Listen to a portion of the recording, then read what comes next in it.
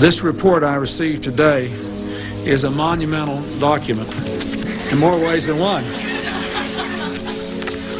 But it is a very, very important piece of America's history, and it will shape America's future in ways that will make us a more honorable, more successful, and more ethical country. What this committee learned, I would like to review today with a little more detail than Dr. Faden said, because I think it must be engraved on our national memory. Thousands of government-sponsored experiments did take place at hospitals, universities, and military bases around our nation. The goal was to understand the effects of radiation exposure on the human body.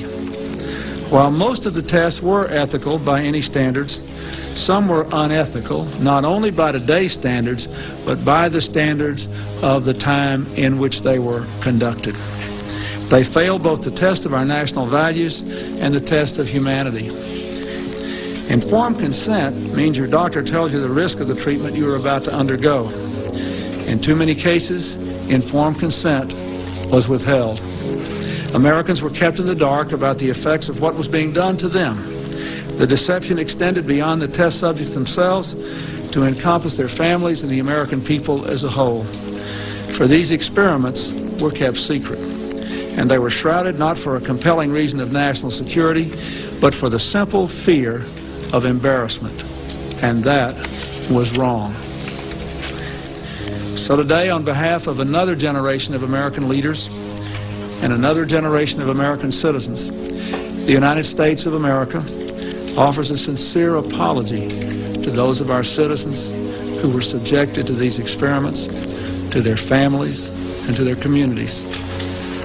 When the government does wrong, we have a moral responsibility to admit it. The duty we owe to one another to tell the truth and to protect our fellow citizens from excesses like these is one we can never walk away from. Our government failed in that duty, and it offers an apology to the survivors and their families, and to all the American people who must be able to rely upon the United States to keep its word, to tell the truth, and to do the right thing. Make no mistake, as the committee report says, there are circumstances where compensation is appropriate as a matter of ethics and principle. I am committed to seeing to it that the United States of America lives up to its responsibility. Our greatness is measured not only in how we so frequently do right, but also how we act when we know we've done the wrong thing, how we confront our mistakes, make our apologies, and take action.